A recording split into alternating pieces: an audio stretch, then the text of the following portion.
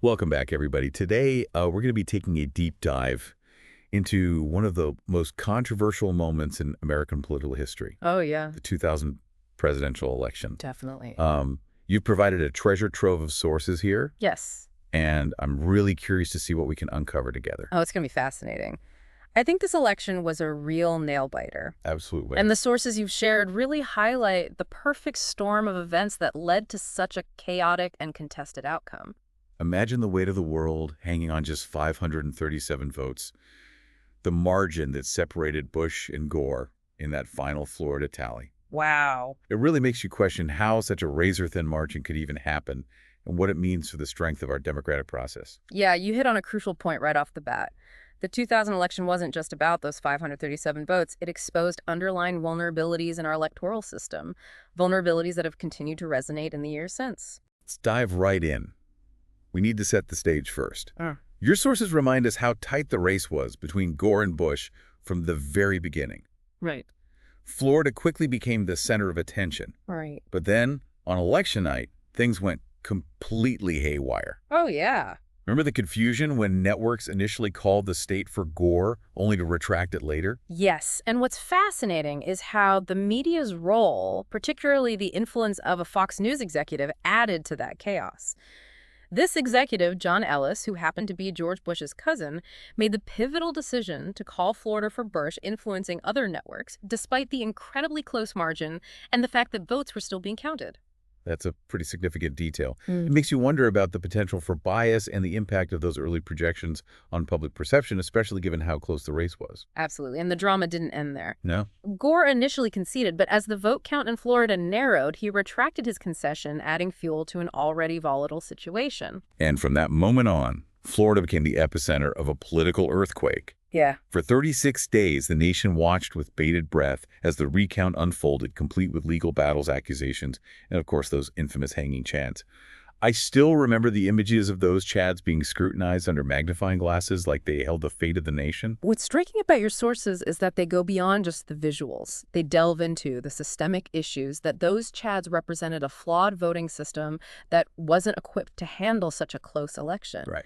The fact that 175,000 ballots were thrown out in Florida alone, more than the margin of victory, raises serious questions about the accuracy and fairness of the process. It's astounding to think about that number. 175,000 discarded votes. Can you elaborate on why so many ballots were deemed invalid? What were the main reasons behind this massive number? Your sources break it down into two main categories: overvotes and undervotes. Overvotes, which occurred when people voted for multiple candidates, often highlighted the confusion surrounding ballot instructions. On the other hand, undervotes, where no vote was registered for president, were often the result of those infamous hanging chads, those incompletely punched holes on the punch card ballots that machines had trouble reading. Ah, the chance of seemingly insignificant detail that took center stage in this historic election. Determining voter intent became a legal battleground, didn't it? It did. And adding to the complexity, Palm Beach County's infamous butterfly ballot design became another point of contention. Your sources suggest this confusing layout likely led many voters to accidentally cast their vote for Pat Buchanan instead of their intended choice, Al Gore. That's incredibly significant. Yeah. The design of the ballot itself potentially swaying thousands of votes. It really makes you think about the importance of clear and intuitive design when it comes to something as crucial as voting. It certainly does. And remember, those absentee ballots, many from overseas military personnel that were counted, even some with questionable postmarks or missing dates. This added another layer of uncertainty and fueled accusations of irregularities. It's amazing how each step of the way seems to have unearthed another hurdle, another layer of complexity. And of course, we can't forget the controversy surrounding Katherine Harris, Florida's Secretary of State at the time. Right. She oversaw the recount, but she was also the co-chair of Bush's Florida campaign. Yeah, your sources really emphasize the conflict of interest inherent in her dual roles. This definitely raised questions about her impartiality and whether her actions were truly aimed at a fair and accurate recount, or if they were influenced by political motivations. It's hard to imagine a situation like that even being allowed, especially given the stakes. But of course, the drama didn't stop there. Yeah. This is where the U.S. Supreme Court stepped in, right? You're absolutely right. The Supreme Court's intervention ultimately decided the fate of the election. Their decision to halt the recount, effectively handing the victory to Bush, was a controversial move, with many legal experts arguing that the court overstepped its boundaries. Your sources dive deep into the Supreme Court's reasoning, and it gets really interesting. Mm. They relied heavily on meeting a December 12th deadline, a date that wasn't legally binding and is considered arbitrary by many. Right. Their argument that different recount standards across counties violated the Equal Protection Clause was countered by dissenting justices who pointed out the lack of systematic disenfranchisement of any specific voter group. It almost feels like they were searching for justification after already deciding the outcome. It's a fascinating legal debate. Your sources even suggest that the court's logic seems to contradict its usual stance on states' rights. It's typically conservatives who held the majority on the court at that time who advocate for state autonomy. Yet in this case, they intervened in a state-level election dispute in a way that many saw as unprecedented and partisan. It's like the urgency of the deadline overshadowed the fundamental need for a comprehensive and accurate recount, regardless of how long it took. But this brings up a question that's been nagging at me. Did anyone truly doubly win this election? I mean, with all the chaos, the discarded ballots, the legal battles, and the questionable calls, can we really be confident in the outcome? That's a profound question, and it's one that continues to haunt this election. Yeah. You've shared a remarkable source with us, an investigation by a consortium of news organizations that conducted their own recount a year after the election. Yes, that analysis was truly eye-opening. I'm eager to hear what they found. Did their findings align with the official results, or did they uncover something different? This is where things get really thought-provoking. Yeah. The investigation found that if only the undervotes were recounted as the Supreme Court had ruled, Bush would have still won, but by a smaller margin. However, if both overvotes and undervotes were included in the recount, Gore would have emerged as the victor. Wow. So, depending on which votes were counted, the outcome could have been reversed. It makes you wonder if the right person truly ended up in the White House, and it raises significant doubts about whether justice was truly served. It certainly does. And there's another layer to this that's quite disturbing. Okay. The U.S. Civil Rights Commission conducted its own investigation, and their findings, which you've included in our source material, are quite stark. They found evidence of significant racial disparities in discarded ballots, suggesting potential voter suppression targeting African-American voters.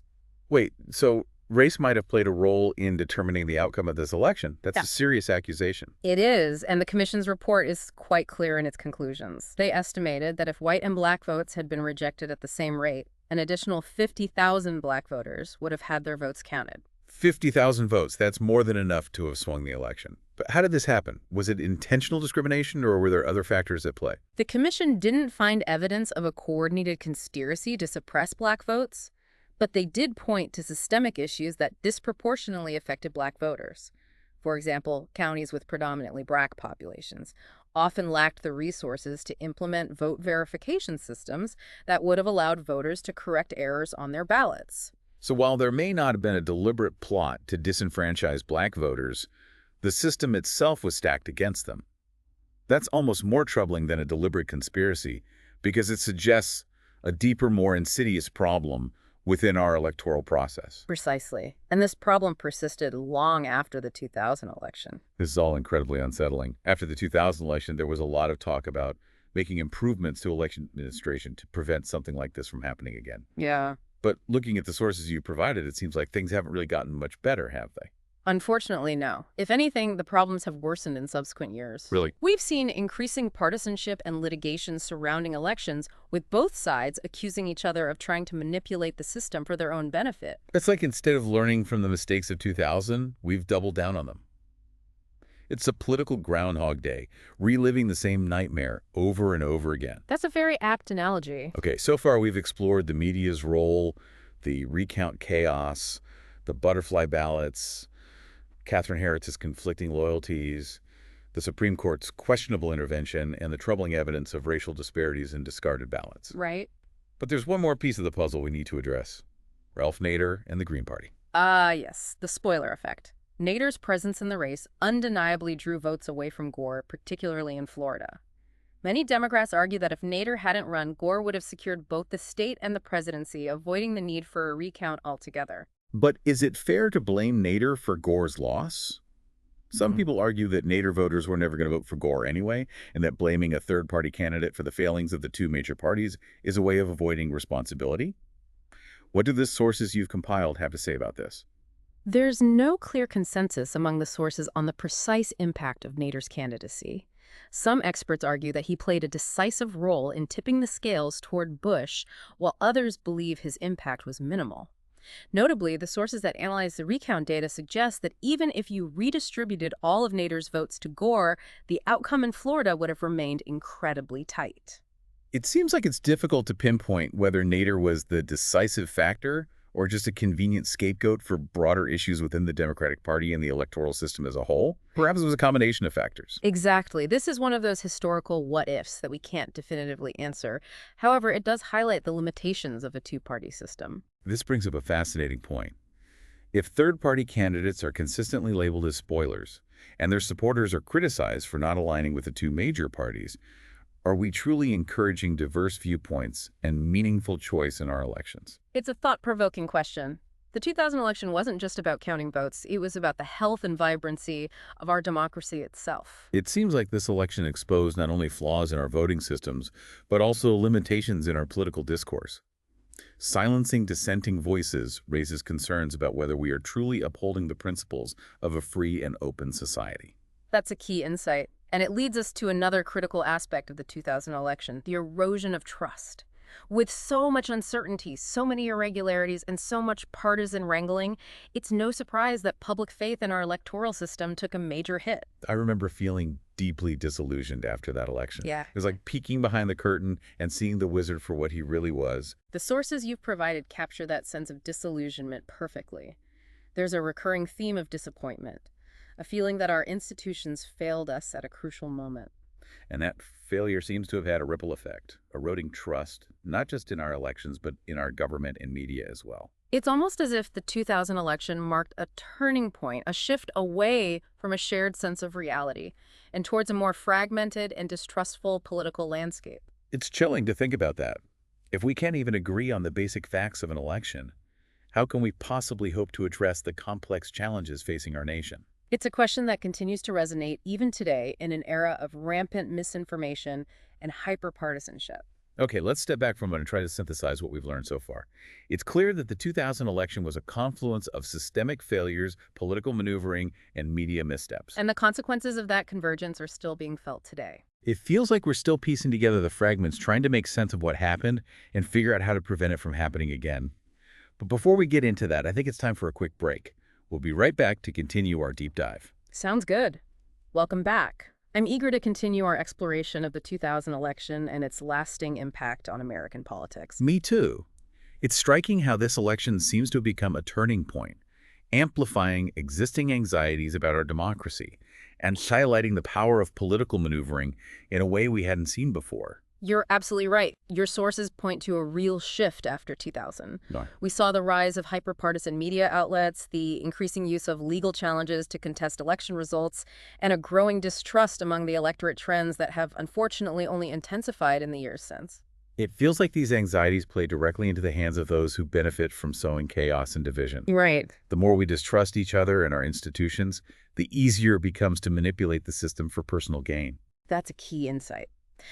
The 2000 election wasn't just about who ultimately occupied the White House. It was about a loss of faith in the very foundation of our democracy, the peaceful transfer of power based on the will of the people. It's like a crack appeared in our collective sense of shared reality, creating a space for conspiracy theories and alternative facts to take root and flourish. Precisely. And that erosion of trust has made it incredibly difficult to have meaningful conversations about the real problems facing our country. We're so focused on fighting each other that we often lose sight of the common good. It's a vicious cycle of outrage and recrimination that seems impossible to break free from. It begs the question, if we recognize the flaws in the system, why haven't we seen more comprehensive election reform since 2000? What's preventing us from addressing these vulnerabilities? It's a complex issue with a multifaceted answer. Okay. Your sources point to several contributing factors, including partisan gridlock, the influence of special interests, and a lack of political will to tackle such a daunting task. It often feels like those with the power to fix the system are the ones who benefit most from maintaining the status quo, even if it's dysfunctional.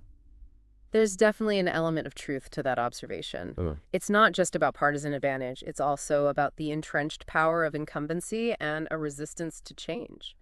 It's often easier to cling to the familiar, even if it's broken, than to risk upsetting the existing balance of power. It's a classic case of inertia, the tendency to resist change even when it's desperately needed. But despite these challenges, haven't there been some positive development since 2000? Your sources mentioned some efforts to improve election integrity and access. Yes, there have been some encouraging advancements. We've witnessed the emergence of grassroots movements dedicated to protecting voting rights and promoting election integrity. Some states have also implemented reforms to make voting more accessible and secure. So it's not all doom and gloom. There are flickers of hope amidst the challenges. Absolutely. It's crucial to acknowledge and celebrate the tireless efforts of individuals and organizations working to strengthen our democracy. We can't lose sight of their achievements. That's heartening to hear. But I have to admit, it's tough to remain optimistic when faced with so much backsliding, cynicism, and apathy. It feels like we're caught in a constant tug-of-war between those who want to expand access to democracy and those who seek to restrict it. That's a very apt analogy. It's a struggle playing out not only in the U.S., but in democracies around the globe. So what can we do? How do we break free from this cycle and create a more functional and inclusive democracy? Your sources must offer some insights, right? They do. And your thoughtful questions have led us to a critical juncture in our conversation. Based on our exploration of these sources, I believe there are several key actions we can take. First and foremost, we need to acknowledge the problem. We can't fix what we refuse to admit is broken. So step one is honest self-reflection, a willingness to look in the mirror, so to speak. Exactly. And that includes confronting our own biases and assumptions. We need to be open to perspectives that challenge our worldview and engage in respectful dialogue with those who hold different opinions. It's about moving beyond our echo chambers and seeking common ground, those shared values and goals that can unite us despite our differences. You've got it. The second step is educating ourselves about the issues.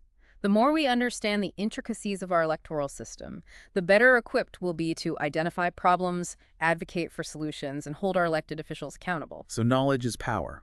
It's about arming ourselves with the information we need to be effective citizens. Precisely. We have a wealth of resources at our fingertips, from nonpartisan organizations like the League of Women Voters to academic journals and investigative journalism outlets. We need to become active consumers of information, honing our critical thinking skills to discern fact from fiction in our increasingly complex media landscape. It's about transforming ourselves from passive observers to informed and engaged participants in our democracy. Exactly. And that leads us to the third step, active involvement. Democracy thrives on participation. It's not a spectator sport. We can volunteer for voter registration drives, contribute to organizations working to protect voting rights, reach out to our elected officials to voice our concerns, and of course, vote in every election. So step three is about putting our knowledge into action. It's about translating our understanding into concrete actions that can make a difference. You've got it. Even the seemingly small acts of engagement can create a ripple effect. When we work together, we amplify our voices and become a powerful force for change. It's empowering to remember that we're not powerless. Yeah.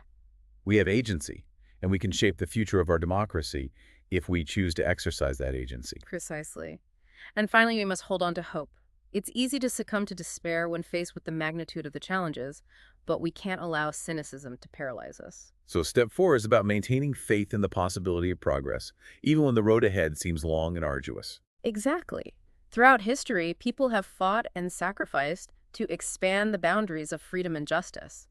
We owe it to their legacy and to ourselves to continue that struggle. It's about remembering that the arc of the moral universe bends toward justice, even if the journey is long and demanding. You've articulated it beautifully. Well, that pep talk has definitely rekindled my sense of purpose.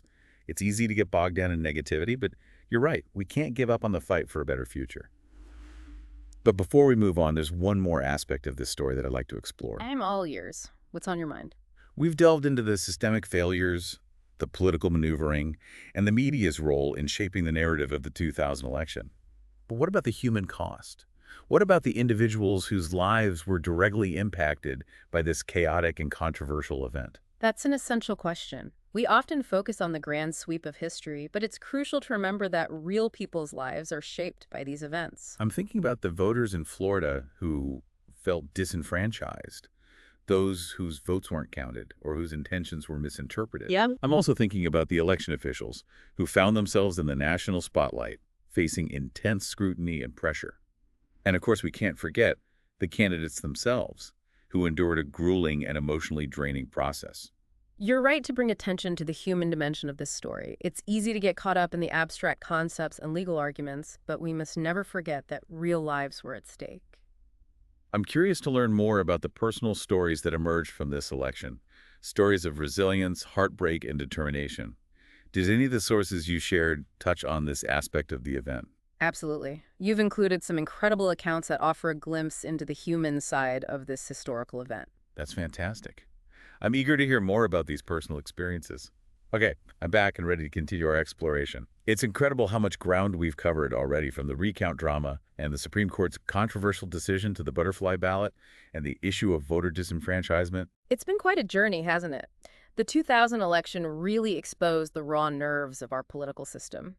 But as we delve into the final layer of this deep dive, it's important to remember that this election doesn't exist in a vacuum. It's part of a larger narrative of American democracy. That's a good point. It's easy to get caught up in the specifics of this one event, but we need to zoom out and see how it fits into the broader historical context. Exactly. And that broader context is one of ongoing evolution of a nation constantly grappling with its ideals and striving to create a more perfect union. The 2000 election was a stumbling block, no doubt, but it also sparked a wave of reforms and a renewed focus on voting rights and election integrity. So amidst the chaos and controversy, there were some positive outcomes that emerged from this experience. Absolutely. The sources you've shared highlight some significant progress in the years since 2000. For example, the Help America Vote Act of 2002, which was passed in direct response to the Florida debacle, provided federal funding for states to modernize their voting systems, improve voter registration processes, and implement provisional balloting. So there was a bipartisan effort to address the most glaring problems that came to light during the 2000 election. That's encouraging. Yes, and that's a crucial point. While the 2000 election initially exacerbated partisan tensions, it also created an opportunity for meaningful reform. Lawmakers from both sides of the aisle recognized the urgency of safeguarding the integrity of our elections and were willing to collaborate to find solutions. It's a reminder that even in our deeply divided political landscape, there are moments when common sense and a shared commitment to democracy can prevail. Precisely. And while the Help America Vote Act wasn't a perfect solution, it represented a significant step forward. It laid the groundwork for many of the advancements we've seen in election administration over the past 2 decades. So it seems that the 2000 election, while exposing some of the vulnerabilities of our democracy, also served as a catalyst for positive change, ultimately leading to a more robust and resilient system. That's a key takeaway from our deep dive. And those positive changes are ongoing.